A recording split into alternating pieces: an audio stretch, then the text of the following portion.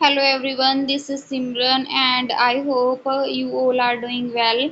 So जैसे कि आप सभी को पता है हमने पिछली क्लास में कोहेन सदरलैंड क्लिपिंग एल्गोरिथम को कवर किया था।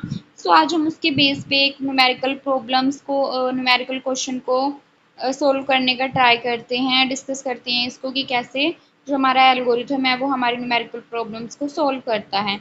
सो हमारी न्यूमेरिकल है use Cohen Sutherland algorithm to clip the line P1 P2 हमारे दो पॉइंट्स दिए गए हैं। P1 P2 हमारी लाइन है, हमने इसको सदरलैंड एल्गोरिथम का यूज करके क्लिप करना है against a lower left hard corner 50-10 and upper right corner 30-40।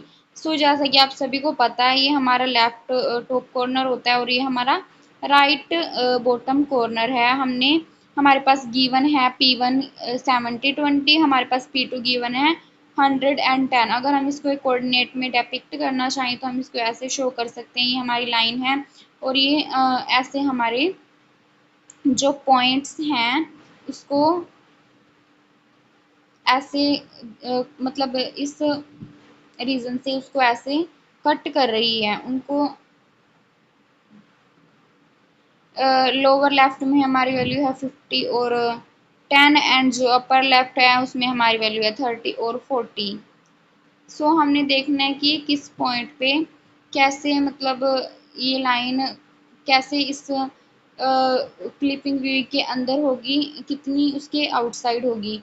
Here we assign a 4 bit region code, हम इसको 4 बिट रीजन कोड असाइन करेंगे। पॉइंट P1 इज इनसाइड, जैसे कि हमें पता है P1 तो इनसाइड है, सो इसका जो रीजन कोड होगा वो 0000 होगा। पॉइंट P है वो आउटसाइड है और इसका रीजन कोड ये है। हम इसमें एंड ऑपरेटर को अप्लाई करके हमें पता चल जाता है कि हमारी लाइन पार्शियली विजिबल है, तो हम इसका स्लोप फाइंड करते हैं। P1 और P2 लाइन का स्लोप हमारे पास -1/3 आता है। Now we have to find point of intersection, then हम P3 जो इसको इंटरसेक्ट करेगा पॉइंट, मतलब ये वाला पॉइंट जहाँ पे ये इंटरसेक्ट करेगी इस पॉइंट पे, हम इस पॉइंट को फाइंड करेंगे। इसके लिए हम हमारे पास एक्स मैक्स की वैल्यू होती है, एक्स मैक्स हमारे पास 80 है। वाई की वैल्यू हम इस फॉर्मूले से कैलकुलेट करेंगे, वाई की वैल्यू आएगी हमारे पास 16.667। सो जो हमारे पॉइंट्स निकल के आएंगे P3 मतलब जो हमारा पॉइंट इंटरसेक्ट करेगा P1 और P2 लाइन को, वो 80 और 16.667 पर इंटरसेक्ट करेगा। तो ये न्यूमेरिकल प्रॉब्लम थी। आई होप आप इसको खुद से ट्राई करके देखना, वो सिंपल सी प्रॉब्लम थी। सो ये सब कुछ था हमारा सदर हैंड क्लिपिंग एल्गोरिथम से रिलेटेड। देन हम उसका थोड़ा सा न्यूमेरिकल तो हमने डिस्कस कर लिया, हम उसका एल्गोरिथम को डिस्कस कर लेते हैं। Algorithm for Sutherland line clipping, हमारे पास पहले स्टेप में हम क्या करते हैं उसको रीजन कोड असाइन करते हैं। For each end point compute a 4 bit code, then हम हर पॉइंट के लिए उसका बिट कोड कंप्यूट करते हैं। अगर हमारे पास लेफ्ट में है तो हमारा बिट कोड ये होगा, राइट के लिए, बॉटम के लिए, टॉप के लिए और इनसाइड के लिए 0000 रहेगा। स्टेप 2 में हम उसके कोड को कंप्यूट करते हैं, कोड 1 कोड 2। हमारा reason code of x1 and y1 के लिए रहेगा, कोड 2 हमारा रीजन कोड रहेगा x2 और y2 के लिए। स्टेप 3 में हम उसकी कंडीशंस को चेक करते हैं।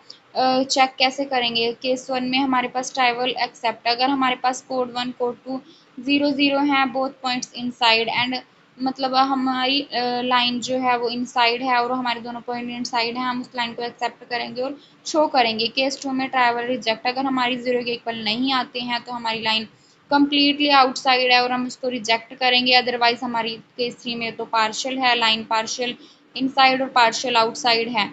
Select outside point, choose point with non zero code, तो हम उसका इंटरसेक्शन के थ्रू उसको जो पॉइंट है वो फाइंड करेंगे, इंटरसेक्टिंग पॉइंट फाइंड करेंगे। इसको रीजन के ऊपर based top Y max, bottom Y min, right X X max, left X X min. Calculate intersection using equation, इस replace outside point with new intersection point, recalculate code and repeat steps. So ये था हमारा छोटा सा algorithm जो Sutherland line clipping algorithm को define करता है। सो आज की वीडियो में इतना ही। तब तक के लिए thank you for watching the video. Stay happy, stay tuned and stay healthy. Thank you guys for watching the video.